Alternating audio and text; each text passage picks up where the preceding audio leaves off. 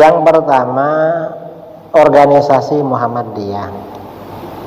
Organisasi Muhammadiyah ini memang kalau di dalam keputusan resminya, di putusan tarjih itu memang anti mazhab. Ketika membicarakan Muhammadiyah, salah satu pertanyaan yang cukup sering muncul adalah kalau umat Islam mengikuti mazhab Syafi'i, Hanafi, Maliki ataupun Hanbali, lalu Muhammadiyah mengikuti mazhab apa teman-teman?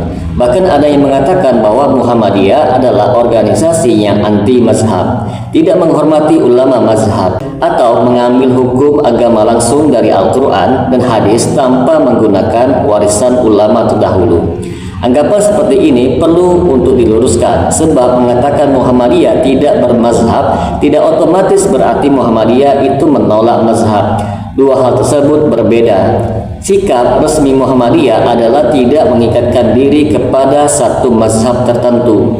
Dalam salah satu penjelasan resmi Majelis Tarjih disebutkan bahwa pendapat-pendapat mazhab tetap dapat menjadi bahan pertimbangan dalam menetapkan hukum, selama itu sesuai dengan jiwa Al-Quran dan Sunnah atau dasar lain yang dipandang kuat.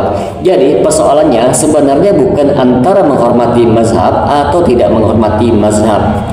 Persoalannya di sini teman-teman adalah apakah harus organisasi mengikuti seluruh keputusan fikihnya kepada satu mazhab tertentu ataupun boleh mengambil pendapat berdasarkan penelitian terhadap dalil dan pertimbangan metodologis. Untuk memahami hal ini, pertama-tama kita harus memahami apa sebenarnya yang dimaksud dengan mazhab. Mazhab bukan sekadar kumpulan pendapat yang dibuat oleh seorang imam, kemudian seluruh umat itu diwajibkan mengikuti semua pendapat tersebut. Dalam sejarah Islam teman-teman, mazhab merupakan tradisi keilmuan yang berkembang secara bertahap. Di dalamnya terdapat metodologi memahami Al-Quran, Sunnah, bahasa Arab, usul fikih, qiyas, ijma, dan berbagai perangkat ilmu lainnya. 4 mazhab fikih Sunni yang paling dikenal sekarang itu Hanafi, Maliki, Syafi'i, Hanbali, masing-masing memiliki sejarah, metodologi, dan perkembangan ilmiah yang panjang teman-teman. Karena itu ketika seorang mengikuti mazhab Syafi'i misalnya, sebenarnya dia tidak sekadar mengikuti nama Imam Syafi'i, dia mengikuti sebuah tradisi keilmuan yang dibangun oleh para ulama setelah Imam Syafi'i. Hal inilah yang membuat Muhammadiyah memilih untuk tidak mengikat dirinya kepada satu mazhab. Muhammadiyah memandang bahwa warisan keilmuan mazhab merupakan khazanah Islam yang penting untuk dipelajari. Nah, tetapi Muhammadiyah tidak menjadikan salah satu mazhab itu sebagai identitas fikih yang mengikat seluruh keputusan organisasinya. Muhammadiyah sendiri menjelaskan bahwa tidak berafiliasi kepada satu mazhab bukan berarti mereka menolak semua mazhab. Lalu mengapa Muhammadiyah mengambil sikap demikian teman-teman? Salah satu alasannya berkaitan dengan cara Muhammadiyah memahami sumber ajaran agama Islam. Dalam manhaj tarjih, sumber pokok ajaran Islam yaitu Al-Quran, As-Sunnah, Al-Maqbulah. Sementara berbagai metode seperti qiyas, maslahat, muslah, istisal, istisab, sajariyah, dan uruf digunakan sebagai perangkat atau sumber pratekstual dalam proses ijtihad. Dengan demikian teman-teman, ketika Muhammadiyah menemukan sebuah persoalan fikih, pertanyaan yang diajukan bukan hanya apa pendapat Imam Syafi'i atau apa pendapat Imam Hanafi, tetapi apa dalilnya, bagaimana kualitas dalil tersebut, bagaimana keseluruhan dalil tentang persoalan ini, dan bagaimana metode yang tepat untuk memahami dalil tersebut. Disinilah teman-teman istilah manhaj tarjih menjadi sangat penting.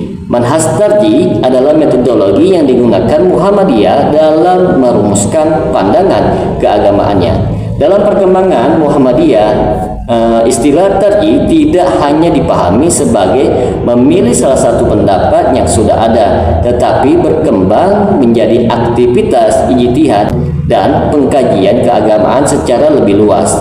Muhammadiyah menjelaskan bahwa manhaj tarjih itu mencakup wawasan, sumber pendekatan, dan prosedur teknis dalam pengambilan keputusan keagamaan. Artinya apa teman-teman? Muhammadiyah bukan tidak memiliki metode, justru Muhammadiyah memiliki metode. Kalau seorang bertanya, kalau Muhammadiyah tidak mengikuti mazhab tertentu, berarti Muhammadiyah itu bebas mengambil hukum sesuka hatinya. Jawabannya tentu tidak, teman-teman.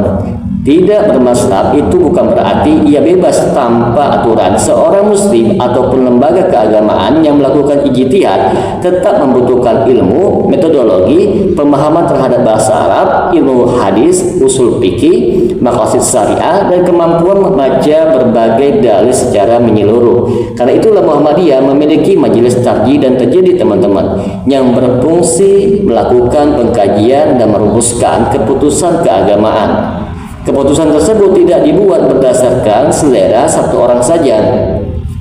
Dalam manhaj tarjih, keputusan keagamaan itu dilakukan melalui ijtihad jama'i atau ijtihad kolektif. Para ahli membahas persoalan, mengumpulkan dalil, membandingkan argumentasi, kemudian mengambil keputusan berdasarkan dalil yang dipandang kuat. Ini juga menjadi alasan mengapa keputusan Muhammadiyah terkadang berbeda dengan pendapat yang umum kita kenal dalam mazhab Syafi'i di Indonesia, teman-teman. Perbedaan tersebut tidak otomatis berarti Muhammadiyah sedang merendahkan Imam Syafi'i. Misalnya, apabila sebuah persoalan mempunyai beberapa pendapat yang berasal dari ulama terdahulu nih, teman-teman, Muhammadiyah dapat mengkaji seluruh pendapat tersebut. Jika pendapat Imam Syafi'i itu dianggap paling kuat berdasarkan kajian dalil, maka Muhammadiyah dapat mengambil pendapat tersebut. Tetapi jika setelah dikaji ditemukan pendapat dari mazhab lain yang dianggap lebih kuat berdasarkan metodologi yang digunakan, pendapat tersebut juga dapat dipilih. Dengan kata lain, Muhammadiyah tidak menjadikan nama mazhab sebagai penentu terakhir. Yang menjadi perhatian adalah kekuatan argumentasi dengan sumber metodologi yang digunakan. Karena itu, teman-teman, tidak tepat jika dikatakan bahwa Muhammadiyah tidak mengenal Imam Syafi'i, Imam Malik, Imam Abu Hanifah, dan Imam Ahmad bin Hanbal ataupun para ulama fikih lainnya. Justru pandangan para ulama tersebut merupakan bagian dari khazanah yang dapat dipelajari oleh Muhammadiyah sendiri, menegaskan bahwa pendapat mazhab dapat dijadikan bahan pertimbangan dalam menentukan hukum.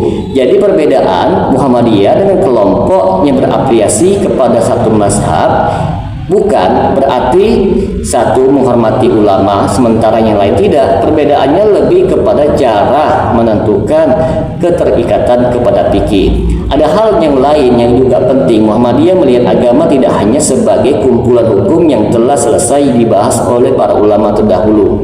Ada persoalan-persoalan baru yang muncul terus seiring perkembangan zaman. Dahulu umat Islam tidak menghadapi persoalan seperti transplantasi organ ataupun dalam bentuk modern, teknologi reproduksi, transaksi digital, perbankan modern, rekayasa kinetika, dan berbagai persoalan ekonomi kontemporer, teman-teman. Sementara karena itu diperlukan kemampuan untuk melakukan ijtihad untuk menghadapi persoalan yang baru. Inilah yang berkaitan dengan gagasan tajdid Muhammadiyah.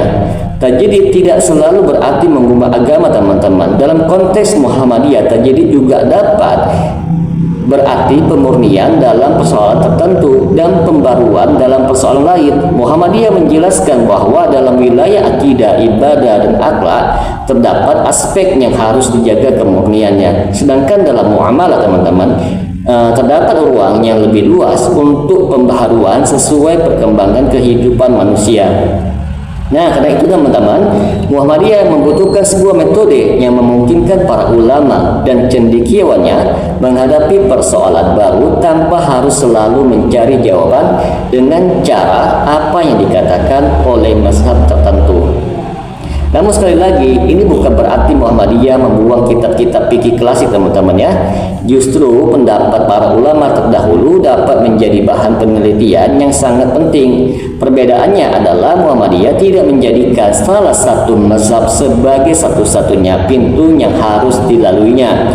Bayangkan ada sebuah persoalan fikih yang mempunyai beberapa pendapat. Dalam tradisi taklid mazhab, seorang mungkin langsung bertanya apa hukumnya menurut Imam Syafi'i atau mazhab Syafi'i. Sedangkan dalam pendekatan tarjih, teman-teman, pertanyaan dapat berkembang menjadi apa saja pendapat ulama mengenai masalah ini, apa dalil masing-masing dari mereka, bagaimana kualitas dalilnya, bagaimana cara memahami dalil tersebut, apakah terdapat dalil lain yang berkaitan, pendapat mana yang paling kuat berdasarkan metodologi yang digunakan. Inilah perbedaan cara kerja yang perlu kita pahami. Muhammadiyah juga tidak mengatakan bahwa setiap orang boleh menjadi mujtahid secara bebas tanpa ilmu, teman-teman. Dalam manhaj tarjih terdapat perangkat metodologis, bahkan keputusan keagamaan Muhammadiyah itu dilakukan melalui lembaga dan proses musyawarah. Dengan demikian, keputusan resmi Muhammadiyah tidak sama dengan pendapat pribadi setiap orang yang kebetulan mengaku sebagai warga Muhammadiyah.